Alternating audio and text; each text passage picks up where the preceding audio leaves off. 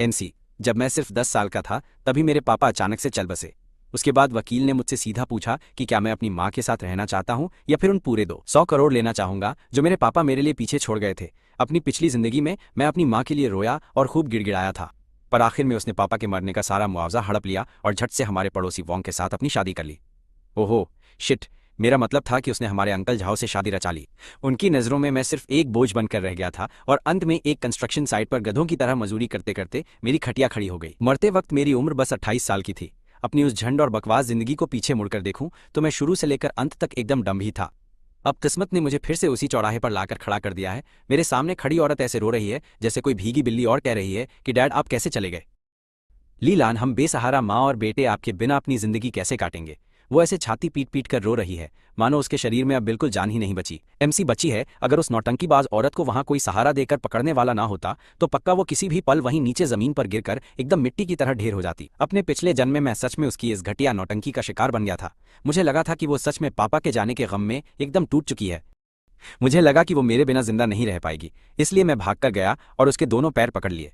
मैं जोर जोर से रोने और चिल्लाने लगा कि मुझे सिर्फ उसी के साथ रहना है, उसके साथ ही रहना है। और फिर आखिर हुआ क्या, उस डायन ने वो सारा मुआवजा अपने नाम कर लिया जो मेरे पापा ने अपनी जान की कीमत देकर हमारे लिए पीछे छोड़ा था। यार, सिर्फ 3 महीने के अंदर ही उसने बड़ी खुशी खुशी अपनी दूसरी शादी रचा ली, और वो भी एकदम उसी नीच इंसान से जिसे वो हमेशा कॉल करती थी, वही अंकल झाओ जो हमेशा हमारा ख्याल रखा करते थे। इधर मेरे पापा की चिता की राख अभी ठीक से ठंडी भी नहीं हुई थी कि वो नल्ला आदमी सीधा हमारे घर में घुस आया और उसी नए बेड पर सोने लगा जिस पर कभी मेरे खुद के पापा सोया करते थे। और मैं उस घर में एक फालतू और अनचाहा मेहमान बनकर रह गया। मैं उनके लिए एक ऐसा भारी बोझ बन गया था जिसे वो बर्दाश्त नहीं करते। उस झाओ चौंग का एक बेटा था जो उम्र में मुझसे 2 साल बड़ा था, और वो साला मुझे अपनी आंखों में चुभने वाले कांटे जैसा समझता। एमसी, और सिर्फ अपने उस सौतेले बेटे को खुश करने के लिए लीलान ने मुझे बिना किसी रहम के बुरी तरह से पीटा और खूब गालियां दी। जो पैसा मेरे पापा हमारे लिए छोड़ कर गए थे वो सब उनके परिवार के ऐशो आराम, खाने पीने और मजे मारने का पूरा जरिया बन गया था। वही पैसा मेरे सौतेले भाई का लड़कियों के सामने भौकाल काटने का और अमीर दिखने का पास बन चुका था। और दूसरी तरफ मुझे अपनी स्कूल की फीस भरने के लिए कचरा तक बीनना पड़ता था। मेरी हाई स्कूल की पढ़ाई खत्म होने से पहले ही मुझे काम करने के लिए धक्के मारकर निकाल दिया गया। उन्होंने इसे एक मर्द को जल्दी आत्मनिर्भर बनाने का नाम दिया। मैंने पूरे 10 साल तक उन बेकार कंस्ट्रक्शन साइट्स पर तपती धूप में गधों की तरह सिर्फ ईंटें ढोने का काम किया, और आखिरकार मैं ज्यादा काम के बोझ से बुरी तरह टूट कर गिर गया। मैं सीधे खौलते हुए गर्म सरियों के ढेर पर जा गिरा, और उसके बाद मैं फिर कभी दोबारा अपनी नींद से उठा।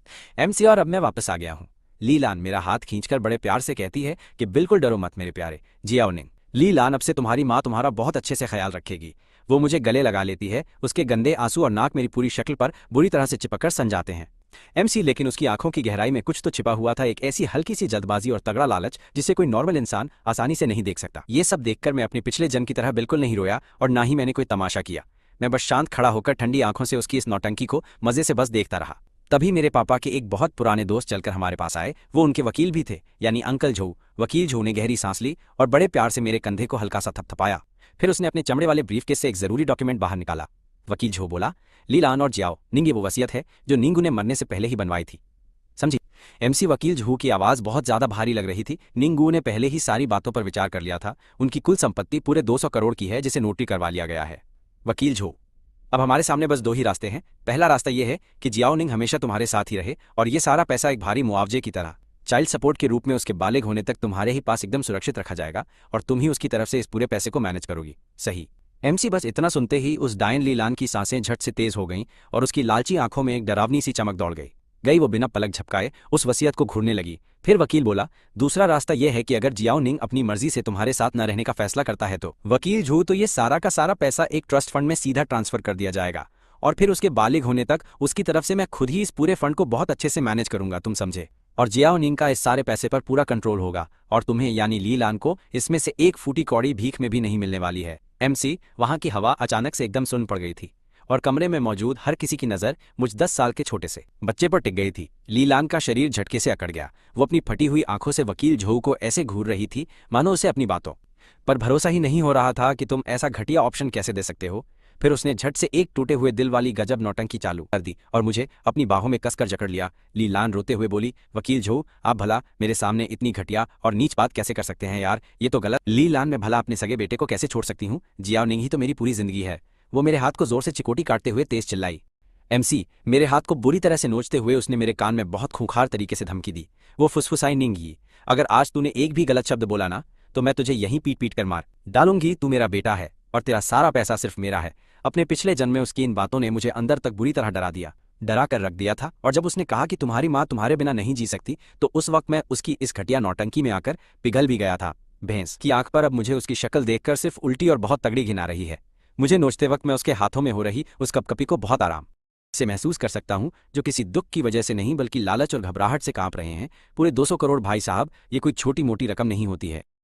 उसने अपनी पूरी झंड जिंदगी में कभी इतना सारा पैसा एक साथ नहीं देखा था। वो अभी से पैसा मिलने के बाद वाले उन मस्त हसीन दिनों के सपने सजाने लगी थी। वो जियाओ चौंग के साथ भागकर एक बहुत खुशहाल जिंदगी बिताने का सपना देख रही थी, लेकिन मैं ऐसा नहीं होने दूंगा। MC, फिर धीरे धीरे करके मैंने खुद को उसके उस दम घोटने वाले झूठे गले से छुड़ाना शुरू किया और आजाद होने के बाद मैंने अपना सिर ऊपर की तरफ उठाया था। वकील झो की हैरानी से फटी हुई आंखों में देखते हुए मैंने एक एक शब्द एकदम चबाकर साफ आवाज में बोला कि अंकल झो, मैं अपनी मर्जी से दूसरा वाला रास्ता चुनता हूं। मुझे वो 200 करोड़ चाहिए। ये बात सुनते ही उस पूरे हॉल में एकदम सन्नाटा छा गया, इतना भयानक सन्नाटा कि अगर वहां एक सुई भी गिरती तो उसकी आवाज साफ साफ सुनाई देती। कमरे में मौजूद हर बंदा ऐसे सुन पड़ गया था जैसे किसी ने उन सबका पॉज बटन दबा दिया हो। वो सब फटे हुए मुंह और झटके के साथ मेरी तरफ बस पागलों की तरह देखे जा रहे थे। लीलान के चेहरे का वो झूठा दुख भी झटके से जमकर बर्फ बन गया। फिर उसका वो मुखौटा धीरे धीरे टूटने लगा और आखिर में उसकी तगड़ी हैरानी और अविश्वास के साथ लीलान बहुत जोर से चीखी, निंगी, तूने अभी क्या बोला?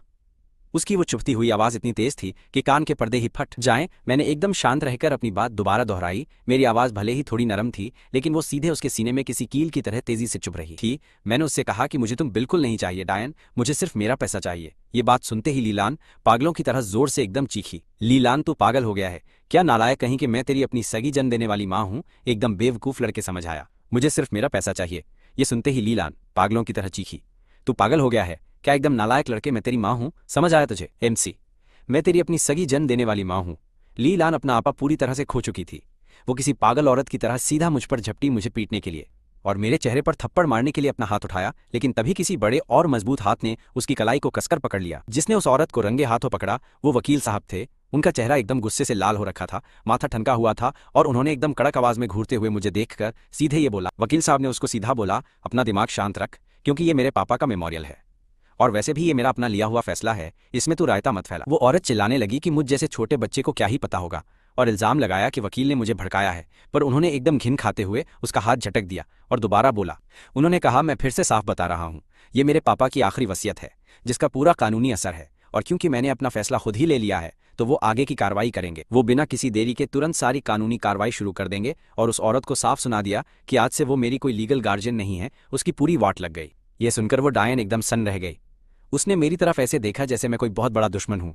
उसकी आंखों में मेरे लिए सिर्फ नफरत और गुस्सा भरा हुआ था, जैसे मुझे कच्चा चबा जाएगी साली। शायद उसका दिमाग हैंग कर गया था कि मैं जो हमेशा से एकदम डरपोक और उसकी हर बात मानने वाला नूब लड़का था, अचानक से इतना बदलकर सिस्टम फाड़ और पत्थर दिल कैसे हो गया। सच, मुझे उसकी शक्ल देखने में कोई इंटरेस्ट नहीं था। मैं सीधा आगे बढ़ा और मैंने वकील साहब के पास जाकर उनके कपड़े खींचे और उनसे एकदम धीरे से एक सवाल पूछा। मैंने पूछा, अंकल, क्या मेरे पापा को पहले से ही ये सारी सच्चाई पता थी?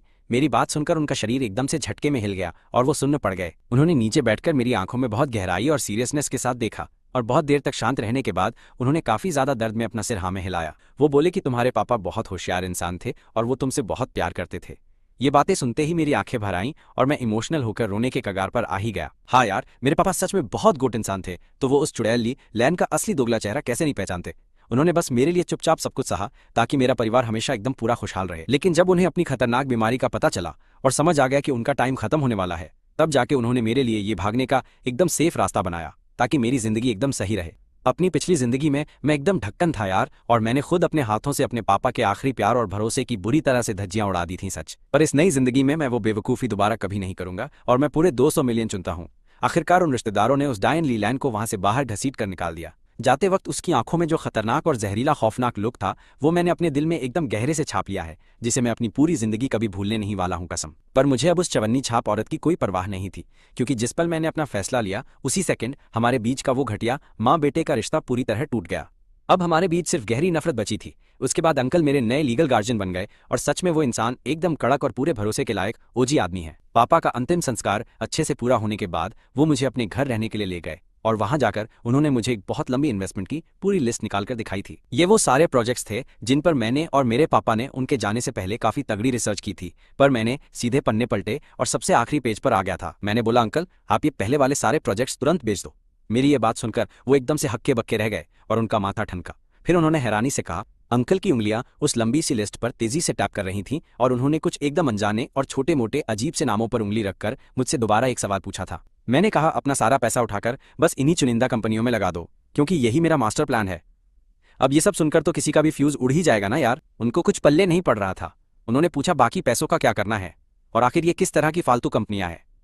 मैंने तो अपनी पूरी जिंदगी में इनका नाम तक नहीं सुना है मेरे भाई। क्या हम सच में ये रिस्क लें, क्योंकि पैसा लगाना कोई मजाक नहीं है? मैंने पूछा, अंकल क्या आप मेरे पापा पर भरोसा करते हो? वो एकदम चौंक गए थे। उन्होंने तुरंत अपना सिर हाँ में हिलाते हुए कहा कि हाँ बिल्कुल, मैं पूरा भरोसा करता हूँ। मैंने कॉन्फिडेंस से बोला, तो फिर इस बार मुझ पर भी भरोसा करो। मुझे कहना पड़ा कि पापा ने सपने में आकर मुझे ये सब बताया है। मेरे पास बस यही एक घटिया सा बहाना था, पर अंकल ने मेरी आंखों में बहुत ही ध्यान से देखा था। मेरी आंखें इतनी ज्यादा शांत थीं कि वो किसी 10 साल के छोटे बच्चे की बिल्कुल नहीं लग रही थी। और पता नहीं कैसे उन्होंने हाँ कर दी थी।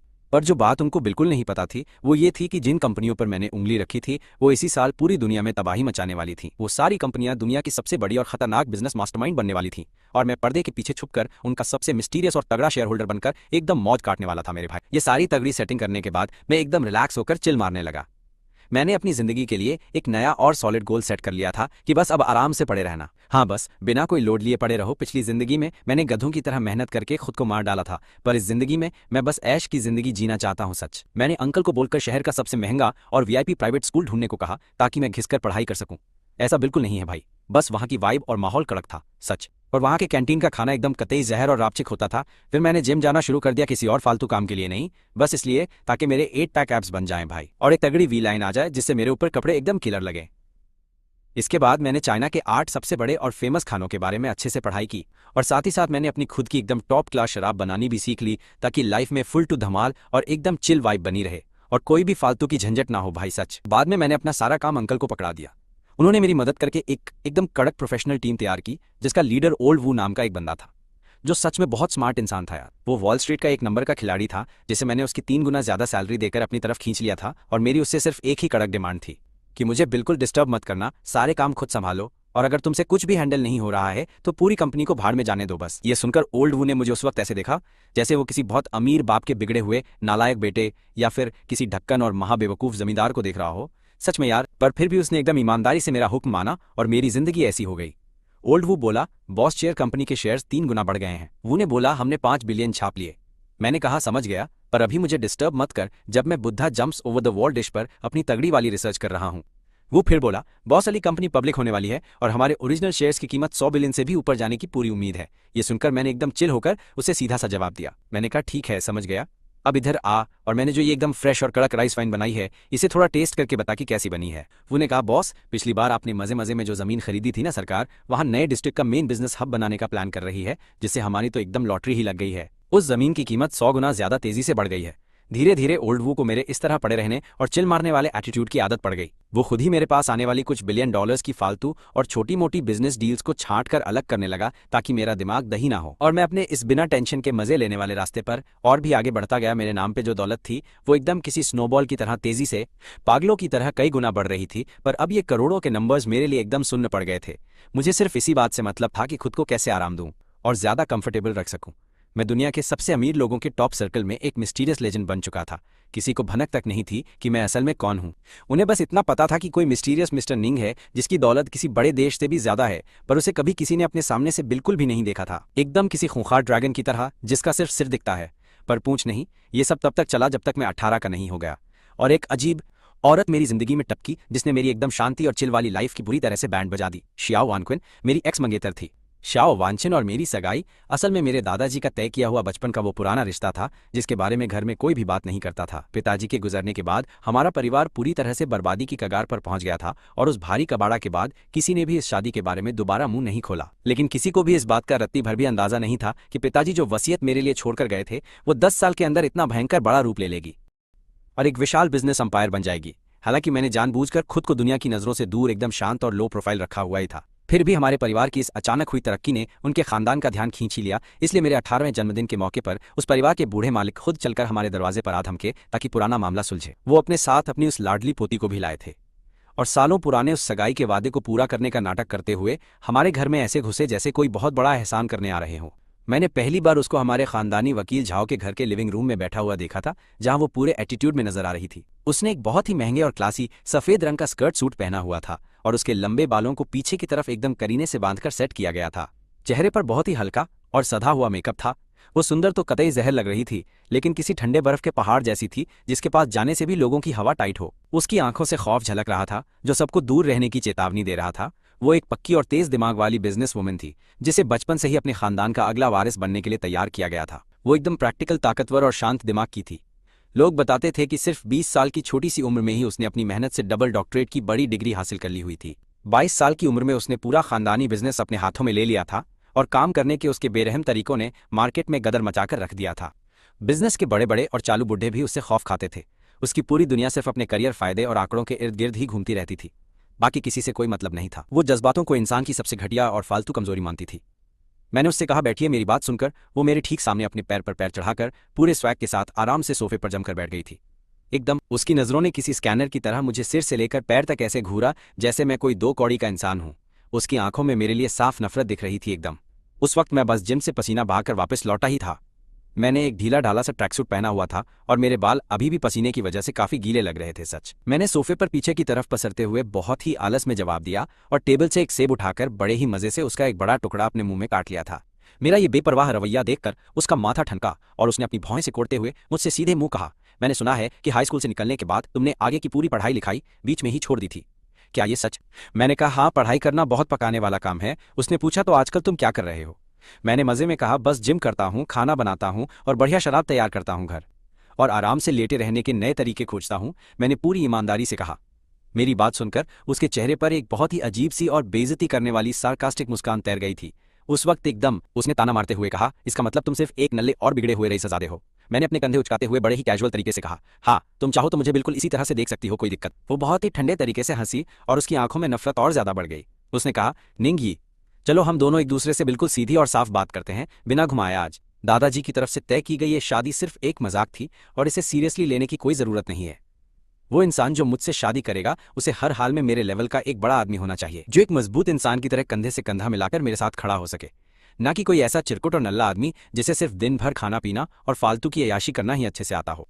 मैंने बहुत ही मजे लेते हुए उसकी तरफ देखा और उसने आगे कहा, इसलिए मैं उम्मीद करती हूँ कि तुम खुद अपनी तरफ से समझदारी दिखाते हुए आगे आओगे और फैसला लोगे और सीधे मेरे दादाजी के पास जाकर इस सगाई को पूरी तरह से तोड़ने की बात कहोगे।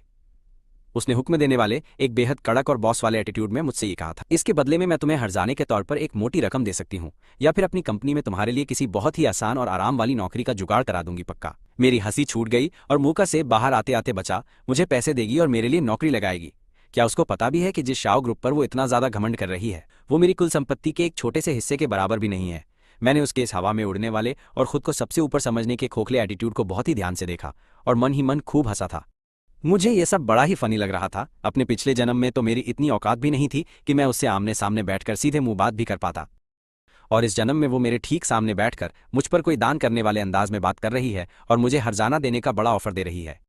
मैंने अपना मुंह पोंछा और मुस्कुराते हुए कहा, ठीक है। मेरी इस बात पर वो एक पल के लिए एकदम सन्न रह गई थी, जैसे उसे यकीन ही नहीं हो रहा था कि ये बात सच, कि मैं इतनी आसानी से उसकी बात मान लूंगा। उसने अपने चेहरे पर वापस वही ठंडे पहाड़ वाला एटीट्यूड लाते हुए मुझसे कड़क आवाज में पूछा, तो बताओ तुम्हें इसके बदले में क्या हर्जाना चाहिए? मैं देने को तैयार हूं आज ही। मैंने कहा, मुझे ना तो तुम्हारा पैसा चाहिए और ना ही कोई नौकरी। में अपनी जगह से खड़ा हुआ और उसके बिल्कुल पास जाकर थोड़ा नीचे झुकते हुए उसके कान में धीरे से फुसफुसाया था। एकदम उसने घबराकर पीछे हटने की कोशिश की, लेकिन उसका पूरा शरीर वहीं जम गया था। मैं उसके परफ्यूम की उस बहुत ही तेज और नशीली महक को एकदम करीब से महसूस कर पा रहा था, जो कमाल की थी सच। मैंने अपनी आवाज को बिल्कुल धीमा कर लिया और इतने आराम से बोला जिसे सिर्फ और सिर्फ हम दोनों ही अच्छे से सुन सकते थे, बिल्कुल साफ। मैं चाहता हूं कि तुम खुद अपने दादाजी के पास जाओ और उनसे कहो कि तुम्हारी औकात नहीं है कि तुम इस निंग की बन सको। मेरी बात सुनकर उसकी आंखें एकदम से फटी की फटी रह गईं। शायद उसने अपनी पूरी जिंदगी में कभी किसी के मुंह से इतने ज्यादा घमंड से भरे हुए और बेइज्जती करने वाले शब्द नहीं सुने थे। सच में उसने मुझे धक्का दिया और झटके से खड़ी हो गई। गुस्से से उसका गोरा चेहरा एकदम लाल हो चुका था। उसने चिल्लाकर कहा, निंग, तुम इतने ज्यादा एहसान फरामोश मत बनो, समझे मेरी बात को अच्छे से आज। मैंने कहा, एहसान फरामोश इज्जत हमेशा खुद अपने दम पर कमाई जाती है, किसी के खैरात में देने से नहीं मिलती। मैं वापस आराम से सोफे पर बैठ गया और अपने पैर फैला लिए थे और पैर पे पैर रख लिया। मैंने कहा, मिस शाओ, शुरुआत तो तुमने ही मुझे नीचा दिखाकर की थी। क्या मेरी ये बात पूरी तरह से 16 आने सच नहीं है? उसने ऊपर से मुझे घूरते हुए बहुत ही कड़क आवाज में कहा। तुम जैसे लोग सिर्फ एक अमीर खानदान में पैदा होने के अलावा और कर ही क्या सकते हो? तुम्हारी अपनी खुद की कोई भी अचीवमेंट या औकात है ही नहीं, बस दिन भर नल्लों की तरह खाली बैठे रहना और मुफ्त की रोटियां तोड़ना। तुम में और किसी खून चूसने वाले कीड़े में आखिर फर्क ही क्या है? मुझे जरा ये बताओ। मैंने अपने हाथ फैलाते हुए मजे में कहा, फर्क यह है कि मैं अपनी इस लाइफ में बहुत खुश हूं। मेरी जिंदगी में सिर्फ मेरा ही हुक्म चलता है, उन लोगों की तरह बिल्कुल नहीं जो किसी मशीन की तरह जीते हैं और अपनी खुशी या फिर अपने गुस्से में भी सिर्फ अपने नफे और नुकसान का ही हिसाब लगाते रहते हैं हर वक्त। मेरी इन चुभने वाली बातों ने सीधे उसकी दुखती रग पर हाथ रख दिया था, जिससे उसका चेहरा एकदम सफेद पड़ गया और उसने गुस्से में अपनी दोनों मुट्ठियों को बहुत ही कसकर भींच लिया था।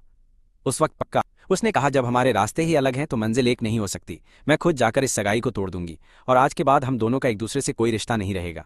इतना कहने के बाद वो बिना पीछे मुड़े वहां से सीधे चली गई।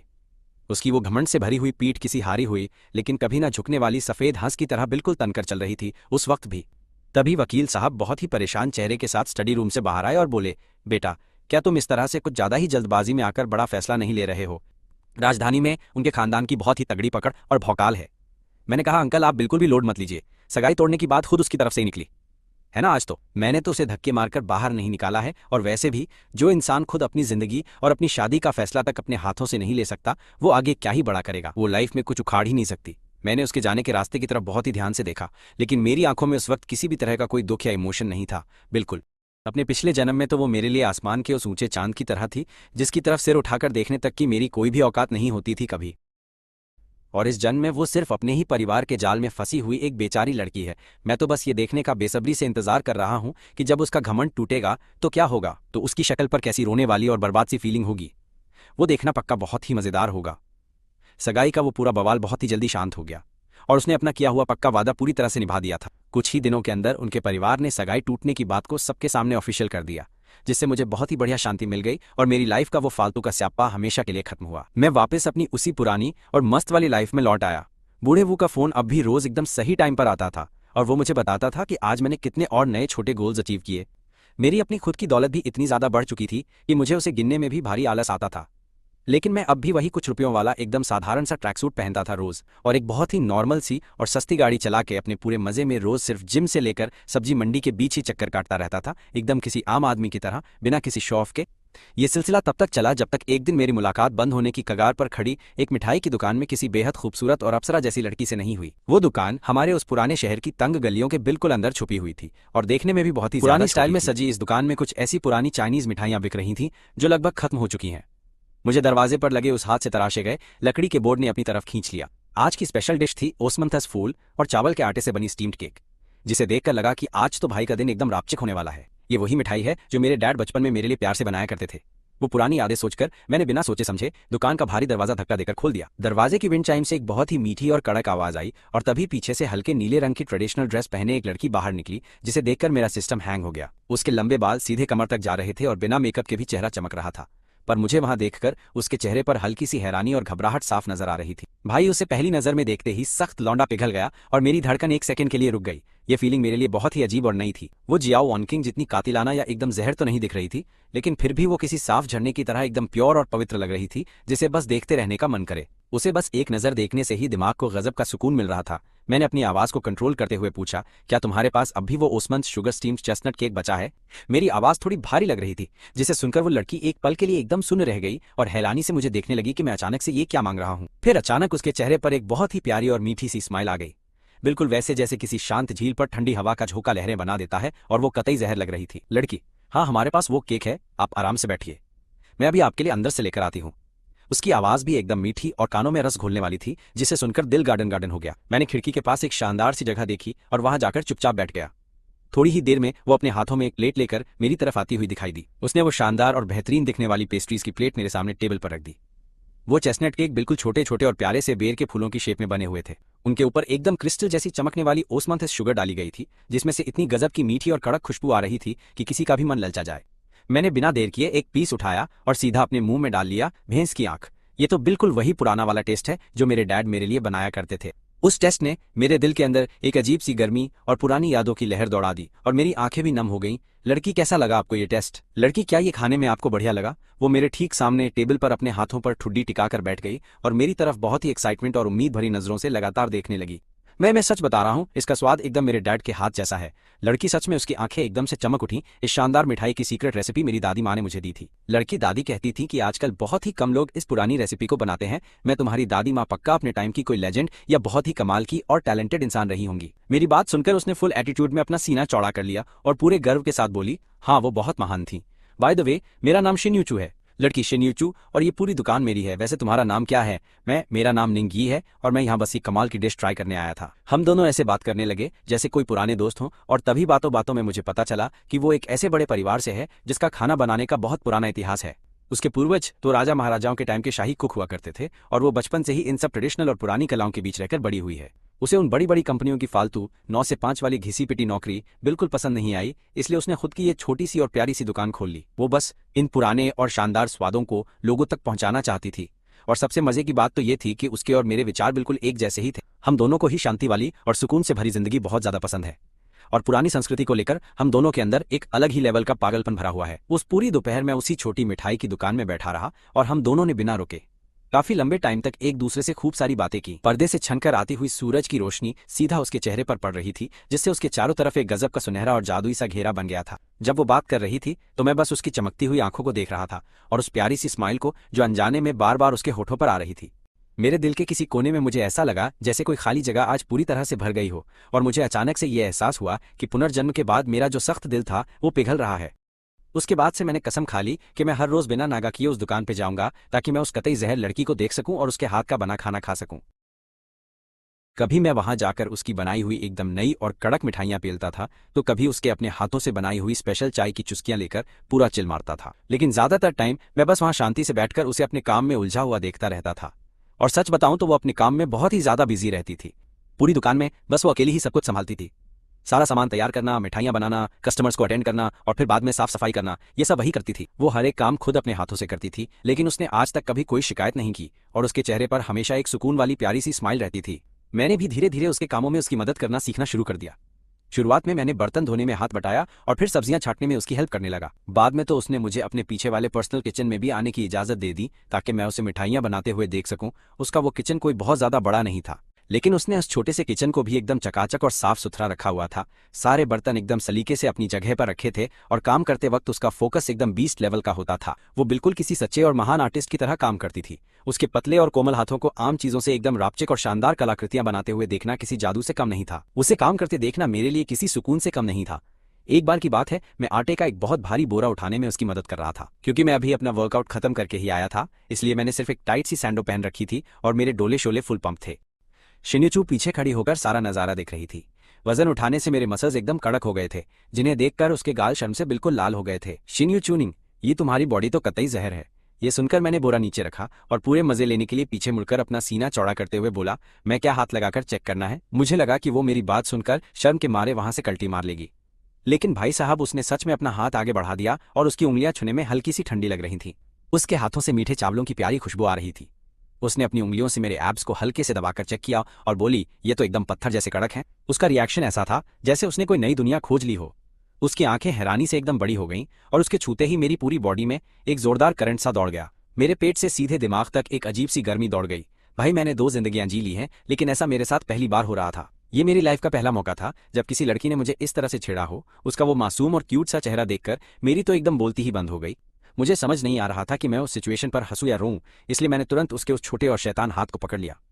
उसका हाथ एकदम रुई जैसा सॉफ्ट था, ऐसा लग रहा था जैसे उसके हाथ में कोई हड्डी ही ना हो। मैंने आवाज भारी की और उसके कान के पास जाकर कुछ बोला, जिसे सुनते ही उसका चेहरा शर्म से एकदम लाल हो गया। वो बिल्कुल पके हुए लाल सेब जैसी लग रही थी। उसने घबराकर तुरंत अपना हाथ मेरे हाथ से छुड़ाया और झटके से पीछे मुड़कर वहां से तेजी से भागते हुए किचन के बाहर निकल गई। उसे इस तरह से घबराकर भागते हुए देखकर मेरी हंसी छूट गई और मैं खुद को रोक नहीं पाया। यार, ये लड़की सच में बहुत ही क्यूट है और ऐसे ही रोज मिलते जुलते और बातें करते करते हम दोनों के बीच का रिश्ता और भी गहरा और मजबूत होने लगा। हमारे पास बातें करने के लिए हजारों टॉपिक्स होते थे, चाहे वो खाने पीने की बातें हों या फिर वाइन बनाने की। हम कुकू ओपेरा से लेकर गुची तक हर चीज पर लंबी बातें करते थे। मुझे लगता था कि वो किसी छुपे हुए खजाने की तरह है जो हर दिन मुझे कोई नया सरप्राइज देती थी। उसे गुझिंग नाम का पुराना इंस्ट्रूमेंट भी बजाना आता था। वो इंक वॉश वाली शानदार पेंटिंग्स भी बना सकती थी और यहाँ तक कि वो अपना मेकअप और रूज भी खुद ही बनाती थी। उसे देखकर मुझे ऐसा फील होता था जैसे वो पुराने जमाने से टाइम ट्रैवल करके आई हुई कोई अप्सरा हो, जिसके अंदर से हमेशा एक प्योर और क्लासिक वाली वाइब आती रहती थी। मैं सच बताऊं तो अब हर दिन बस उसी बंदी का इंतजार रहता था। मेरा दिल गार्डन गार्डन हो जाता था जब वो सामने आती थी। उसकी वो कतई जहर वाली स्माइल देखकर एकदम सख्त लौंडा पिघल गया वाली मस्त फीलिंग अंदर आती थी। उससे मीठी नोकझोंक करना और उसकी उन छोटी छोटी प्यारी हरकतों को नोटिस करना मुझे कड़क लगता था। सच कहूं तो मेरे दिमाग में भी ये ख्याल आने लगा था कि क्या ये सब मस्त चलेगा आगे भी हमेशा, कि अगर आने वाले दिनों में वो ऐसे ही मेरे साथ हर दिन रहे तो लाइफ एकदम फुल टू धमाल हो जाएगी। इसलिए मैंने उसकी उस डेजर्ट वाली दुकान को एक नया और स्पेशल नाम दिया। मैंने उसका नाम माई जेड किचन रखा और बदले में उसने भी मेरा एक मस्त निकनेम रख दिया। मुझे वो लेटे रहने वाला मकान मालिक बुलाने लगी, जो सुनने में बड़ा ही फनी लगता था। वो बोलती थी कि मैं दिन भर कोई काम धंधा नहीं करता, बस यहाँ आकर अपना किराया वसूलता हूँ और उसके बनाए हुए सारे बेहतरीन डेजर्ट चुपचाप मुफ्त में आराम से बैठकर मजे लेकर खाता रहता हूँ। मुझे अच्छे से पता था कि हम दोनों के बीच बस एक पतली सी दीवार बाकी थी और उस दीवार को तोड़ने का काम एक बड़े बवाल ने कर दिया, जो अचानक हमारे सामने आकर फट गया। उस दिन एक बहुत ही अमीर बाप का छपरी टाइप लड़का अपनी महंगी स्पोर्ट्स कार में दुकान पर टपक पड़ा और उस ढक्कन को शिन्यू चू को देखते ही पहली नजर में उससे प्यार हो गया, एकदम लट्टू बनकर। वो एकदम नीच और घटिया बातें कर रहा था और उसने सीधे अपने पैसों का भौकाल दिखाते हुए पूरी दुकान ही खरीदने की बात कह डाली ताकि वो उसे अपने साथ लेकर जा सके और टाइम पास कर सके। उसने तो उसे तुरंत मना कर दिया, जिससे उस चवन्नी छाप की ईगो बहुत बुरी तरह हर्ट हो गई और उसने अपनी बेइज्जती का बदला लेने के लिए हमारी दुकान में तगड़ा वाला रायता फैलाना शुरू कर दिया और तमाशा किया। उसने वहां तोड़फोड़ मचानी शुरू कर दी। उस समय मैं पीछे वाले किचन में शांति से अपना काम कर रहा था और एक एकदम नई धांसू रेसिपी बनाने में पूरा फोकस लगा रहा था। बाहर से ये फालतू की भसड़ सुनकर मैं तुरंत अपना काम छोड़कर बाहर भागा। वहां जाकर देखा तो पूरी दुकान का कबाड़ा हो चुका था और उसका छोटा सा प्यारा सा चेहरा डर के मारे एकदम सफेद पड़ गया था। उसे ऐसे डरा हुआ देखकर मेरी तो एकदम खोपड़ी सटक गई और मेरे अंदर गुस्से का एक ऐसा तूफान आने लगा जो मैंने अपनी इन दोनों जिंदगियों में पहले कभी महसूस नहीं किया था। सच में मुझे इतना भयंकर गुस्सा पहले कभी नहीं आया था। मैं सीधा जाकर उसके सामने सीना तानकर खड़ा हो गया और उस अमीर नूब को एकदम खूंखार नजरों से घूरते हुए बोला, चल निकल बाहर लुखे, तू है कौन बे जो मेरे काम में टांग अड़ाने की हिम्मत कर रहा है। उस अमीर छपरी ने पूरी चौड़ में मेरी नाक पर उंगली उठाते हुए मुझे धमकी दी, पर मैंने उससे कुछ नहीं कहा। बिल्कुल मैंने बिना कुछ बोले बस शांति से अपना फोन जेब से निकाला और सीधे बूढ़े वू को कॉल घुमा दिया। मैंने कहा, वो जरा एक गाड़ी का नंबर चेक करके बता मुझे फटाफट। तेरे पास सिर्फ 5 मिनट हैं इस 1.5 शाणे और इसके पूरे खानदान की कंपनी को इस शहर के नक्शे से एकदम गायब कर दे। मेरी बात सुनकर वो अमीरजादा एक पल के लिए एकदम सुन्न पड़ गया और फिर अचानक से पागलों की तरह जोर जोर से हंसने लगा और बोला, ओ भाई तूने तो मुझे डरा ही दिया। क्या तू किसी फिल्म की शूटिंग कर रहा है जो 5 मिनट में मेरे खानदान को गायब कर देगा? तुझे मेरी औकात का अंदाजा भी है कि मेरा बाप कौन है? मैं उसे एकदम शांत होकर ऐसे देख रहा था जैसे किसी लाश को देख रहा हूं और सच में 3 मिनट से भी कम समय में उस जोकर का फोन अचानक से जोर से बजने लगा। उसने जैसे ही अपना वो कॉल उठाया तो उसके चेहरे पर जो फालतू की स्माइल थी वो पल भर में एकदम गायब हो गई। वो झटके से बोला, क्या व्हाट द हैक, तू ये क्या बकवास कर रहा है? हमारी कंपनी के सारे अकाउंट सीज हो गए और सारे प्रोजेक्ट्स भी कैंसिल हो गए। ये सब कैसे हो सकता है? ऐसा होना बिल्कुल नामुमकिन है यार। उसने डरते हुए पूछा कि हमने आखिर किससे पंगा ले लिया है। उसकी आवाज में साफ खौफ नजर आ रहा था और फिर अचानक से उसके घुटने टिक गए और वो जमीन पर गिर पड़ा। उसके हाथ से फोन फिसलकर नीचे गिर गया। उसने धीरे से अपना सिर ऊपर उठाया और मुझे ऐसे देखा जैसे मैं कोई खूंखार राक्षस हूं। डर के मारे उसके होंठ बुरी तरह कांप रहे थे। उसकी सीटी पिट्टी गुम हो गई थी और मुंह से एक शब्द नहीं निकल रहा था। मैंने एकदम शांति से बोला, अब निकल ले यहां से, और वो तुरंत दुम दबाकर भागा। वो अपनी उस चमचमाती स्पोर्ट्स कार को भी वहीं छोड़कर भाग गया। दुकान में फिर से एकदम सन्नाटा छा गया था और उसने पूरी तरह से शौक में बस मेरी तरफ ही देखा। उसकी उन प्यारी सी आंखों में शौक के साथ साथ मेरे लिए एक अजीब सी इज्जत भी थी। वो हकलाते हुए बस इतना ही बोल पाई कि तुम तो। मैंने घूमकर सीधा बस उसकी तरफ ही देखा। मैंने बड़े ही प्यार से उसके चेहरे पर गिरे हुए वो सारे आंसू साफ किए और आराम से बोला कि अब तू मत डर, क्योंकि मैं यहाँ पर हूँ।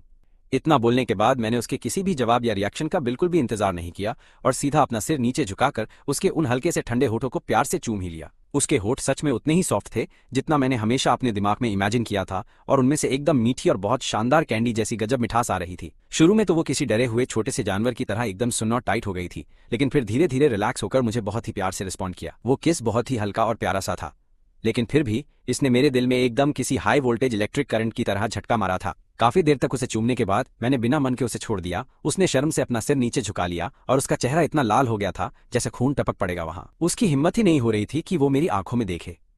मैंने बड़े प्यार से उसका चेहरा अपने हाथों में पकड़ा और उसे अपनी आंखों में देखने को मजबूर करते हुए एकदम सीरियस होकर पूछा था, क्या तू मेरी बंदी बनोगी? मेरी बात सुनकर उसने नर्वस होकर अपने होंठ काटे और उसकी वो लंबी लंबी पलकें किसी खूबसूरत तितली के पंखों की तरह मस्त फड़फड़ाने लगी थीं। उस वक्त काफी देर तक एकदम चुप रहने के बाद आखिरकार उसने अपनी चुप्पी तोड़ी और किसी मच्छर की भिनभिनाहट जितनी धीमी और बहुत ही प्यारी सी आवाज में चुपके से मुझे हाँ बोल ही दिया था। उस दिन मैं किसी बेवकूफ़ बच्चे की तरह पागलों वाला मुस्कुराने लगा और मैंने उसे खींचकर कस के अपने गले से लगा लिया। ऐसा लग रहा था जैसे पूरी दुनिया मेरी मुट्ठी में आ गई हो। कसम से अपनी इन दोनों जिंदगियों में मैंने आज पहली बार ये बात समझी थी कि दिल के जोरों से धड़कने का असली मतलब क्या होता है और सच्ची खुशी आखिर किस चीज को कहते हैं। वो मेरी बाहों में रहकर धीरे से बड़बड़ाई कि तुम अभी थोड़ी देर पहले बहुत ही डरावने लग रहे थे। क्या मैंने तुम्हें सच में डरा दिया था? ऐसा मैंने पूछा। तुम बस एक फोन कॉल से किसी भी इतनी बड़ी कंपनी को दिवालिया कर सकते हो। मिंगई, तुम आखिर हो कौन? मैंने प्यार से उसकी उन एकदम साफ और भोली भाली आंखों को गौर से देखा और मुझे समझ आ गया कि अब मैं उससे ये सच ज्यादा दिन तक नहीं छिपा सकता। मैंने तुम्हें बताया तो था कि मैं बस एक आराम फरमाने वाला नल्ला मकान मालिक ही तो हूं। मैंने मजे में उसकी नाक खींचते हुए कहा। बस मेरे पास बहुत सारी जमीनें हैं। मैंने उसे अपनी कहानी तो सुनाई, लेकिन बहुत ही सोच समझकर, सिर्फ कुछ चुनिंदा बातें। ये तो जाहिर सी बात है कि मैंने उसे अपने पुनर्जन्म वाला सबसे बड़ा सीक्रेट बिल्कुल नहीं बताया। मैंने बस इतना कहा कि मेरे पापा मेरे लिए एक बहुत बड़ी प्रॉपर्टी छोड़कर गए हुए थे। मैंने उसी सारे पैसे का इस्तेमाल करके मार्केट में कुछ इन्वेस्टमेंट किया और वहां से थोड़ा बहुत पैसा कमा लिया।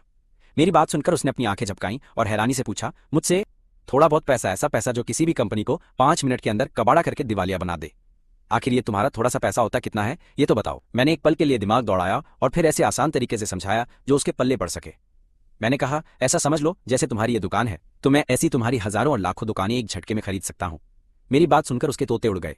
उसने कुछ देर तक अपनी उंगलियों पर बहुत सारा दिमाग लगाकर लंबा चौड़ा हिसाब लगाया था। फिर उसने पूरे शौक में मेरी तरफ देखकर कहा कि इसका मतलब तुम एक खरबपति इंसान हो। मैंने हाँ में अपना सिर हिलाया। वो एकदम चुप हो गई और मेरा दिल थोड़ा सा अंदर से तेज घबराने लगा था।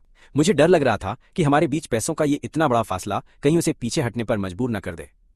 मुझे बिल्कुल भी उम्मीद नहीं थी कि वो इतनी देर तक चुप रह जाएगी। इतनी देर शांत रहने के बाद अचानक से उसने अपना सिर उठाया और एकदम सीरियस एक्सप्रेशन के साथ मेरी आंखों में देखकर बोली, मिंगई, मेरी बात को एकदम ध्यान से और अच्छे से सुनना। तुम आज और अभी से तुम्हारा सारा पैसा सिर्फ और सिर्फ मेरा पैसा है, लेकिन जो मेरा पैसा है वो तो हमेशा से ही मेरा था और हमेशा मेरा ही रहेगा, समझे तुम? उसकी ये फनी बात सुनकर मैं एक पल के लिए एकदम सुन रह गया और फिर पागलों की तरह जोर जोर से हंसने लगा। मैंने उसे गोद में उठाया और खुशी से कई बार गोल गोल घुमाया था। ठीक है मेरी बंदी, तू जो भी बोलेगी मुझे सब कुछ मंजूर है। ये मेरा युशानफेंग खानदानी हॉल भी तेरा है। मेरी हरकतों से उसका सिर चकरा गया था। वो मेरी गर्दन सहलाकर मीठी हंसी हंस रहा था। मुझे पक्का यकीन था कि मैंने अपने लिए बिल्कुल सही इंसान चुना है और मेरा यह फैसला कभी गलत नहीं हो सकता। मैं शिन्यूक्यू से प्यार करता हूँ। उसके ऊपर लगे फू परिवार के किसी बड़े नाम से मुझे कोई मतलब नहीं है। शिन्यूक्यू के साथ रहने के बाद मेरी जिंदगी सच में बहुत ही ज्यादा बदल गई। मेरी एकदम शांत सी जिंदगी अब पूरी तरह से मजेदार और रंगीन बन चुकी थी। हम दोनों एक साथ मिलकर हमेशा नई नई तरह की मिठाइयाँ और डेजर्ट बनाना सीखते थे। हम साथ में नई शराब भी बनाते थे। वो मुझे सुबह सुबह बाजार खींच कर ले जाती थी ताकि हम एक एक पैसे के लिए दुकान वालों से जमकर मोल भाव कर सकें। वो दुकान वालों से तब तक बहस करती थी जब तक उसका चेहरा लाल ना हो जाए। मैं भी उसे खाने के लिए दुनिया के सबसे महंगे 3 स्टार वाले मिशेलिन रेस्टोरेंट में ले जाता था। मैं उसे पूरी दुनिया के सबसे बेहतरीन खाने का स्वाद चखाता था। उसे मेरे ऐप्स छूना बहुत पसंद है और वो कहती है कि ये उसे छूने में बहुत ज्यादा कड़क लगते हैं, एकदम किसी कपड़े धोने वाले बोर्ड की तरह। मुझे उसकी गर्दन चूमना पसंद है और उसे शर्माते हुए लाल होते देखना बहुत अच्छा लगता है। हम भी किसी भी आम रोमांटिक कपल की तरह ही थे। हमारी रातें एकदम रोमांटिक होती थीं। लाओ वो हमेशा ताना मारते हुए कहता था कि वो हम दोनों का ये हद से ज्यादा वाला रोमांस रोज देखकर एक दिन पक्का जलकर मर जाएगा। लाओ वो बॉस, ये हुआंग्यू ग्रुप को खरीदने की पूरी फाइल है और इस पर आपके साइन चाहिए। मैंने कहा इसे वहीं टेबल पर रख दे, मैं बाद में इसे आराम से देख लूंगा। मैं पहले अपनी यूचू के लिए रॉक शुगर पियर वाली खास डिश बनाऊंगा। लाओ वो बॉस, ये यूरोप के शाही परिवार की तरफ से आई हुई एक बहुत ही बड़ी और खास दावत की एक इनविटेशन वाली चिट्ठी है। जब लाओ वो ने बातों ही बातों में अचानक से प्रेसिडेंट जियो का नाम लिया तो माहौल में अजीब खामोशी छा गई और मुझे भी अपनी पुरानी बातें एकदम से याद आने लग गई थीं जो मैं भूल चुका था। उसने मेरी तरफ बहुत ही सावधानी से देखा। मेरा हाथ भी एक पल के लिए एकदम अचानक रुक गया था। जियो वॉनकिंग, ये नाम मैंने सच में बहुत लंबे समय से किसी के मुंह से बिल्कुल नहीं सुना था। मैंने एकदम शांत तरीके से उससे पूछा कि अब उसे मुझसे आखिर क्या चाहिए। लाओ वो ने मुझे समझाते हुए बताया कि जियो ग्रुप को हाल ही में पैसों की बहुत बड़ी और भारी कमी का सामना करना पड़ रहा है। उन्हें इस वक्त तुरंत एक बड़े इन्वेस्टमेंट की सख्त जरूरत है। उन्हें कहीं से पता चल गया है कि हमारी यीफान शुनफेंग नाम की कंपनी मार्केट में बहुत अच्छा काम कर रही है और वो हमारे साथ मिलकर काम करना चाहते हैं। यीफान शुनफेंग असल में वही इन्वेस्टमेंट कंपनी है जिसे मैंने लाओ वू से शुरू करवाया था और ये मेरे बहुत बड़े बिजनेस के साम्राज्य का एक छोटा सा हिस्सा है। लेकिन मेरा ये छोटा सा हिस्सा भी उस जियो ग्रुप के लिए एक बहुत बड़ा और खतरनाक राक्षस है जिसे देखने के लिए उन्हें अपनी गर्दन ऊपर उठानी ही पड़ेगी और वो इसके सामने अपनी कोई भी औकात नहीं रखते हैं। देखो अब कैसे वक्त का पूरा पहिया पूरी तरह घूम चुका है। उस समय की वो घमंडी और बर्फ जैसी ठंडी सीईओ जिसने मुझसे मुंह पर कहा था कि मैं उसके लायक नहीं हूं, आज वो खुद मेरे पास इन्वेस्टमेंट की भीख मांगने के लिए आ रही है। ये सुनकर मेरे चेहरे पर एक खतरनाक और चतुर सी मुस्कान आ गई। मैंने लाओ वू से सीधा ये कह दिया, अगर उसे सच में कोई बात करनी है तो उसे खुद चलकर मेरे इंपीरियल किचन में आना होगा। ये इंपीरियल किचन असल में मेरी यूचू की एक बहुत ही प्यारी सी मिठाई और डेजर्ट की दुकान है। लाओ वू ये सुनकर एकदम हैरान रह गया। मैंने कहा उसे बोलना कि अपना प्रपोजल साथ लेकर आए ताकि मैं उसकी असलियत और वफादारी देख सकूं।